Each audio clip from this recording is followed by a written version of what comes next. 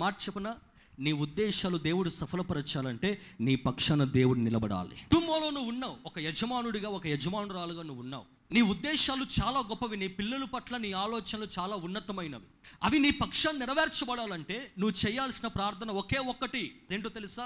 నీ పక్షాన ప్రభువు నిలబడేలా నువ్వు చూసుకో. చాలు. ఉద్దేశాలు ప్రక్కన పెట్టు. ప్రార్థన చేసినప్పుడు ఈ విధంగా చెప్పు ప్రభువుకి. ఏమనంటే, ప్రభువా, ఇంతకాలం నా ఆలోచనల వల్ల నేను నశించిపోయాను, ఇంతకాలము నా ఉద్దేశాల వల్ల నేను క్షీణించిపోయాను ప్రభువా. తలంపుల ద్వారా జీవితంలో చూడరాని ఎన్నో ప్రతికూలమైన సందర్భాలు నేను ఎదుర్కొన్నాను. మనసు పూర్తిగా నా ఉద్దేశాలు ప్రక్కన పెడుతున్నాను, నా ఆలోచనలు ప్రక్కన పెడుతున్నాను ప్రభువా.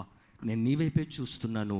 నీ ఉద్దేశాలు నా పట్ల స్థిరపరచండి, నీ చిత్తము నా పట్ల బయలుపరచండి, నీ చిత్తము నా పట్ల సిద్ధింప చేయునుగాక అని చెప్పి నువ్వు ప్రార్థన చేస్తే నీ దేవుడు ఎటువంటి వాడో తెలుసా? నీ ఆలోచనలు నువ్వు ప్రక్కన పెట్టినప్పుడు ఆయన చిత్తం నీ పట్ల ప్రారంభిస్తాడు.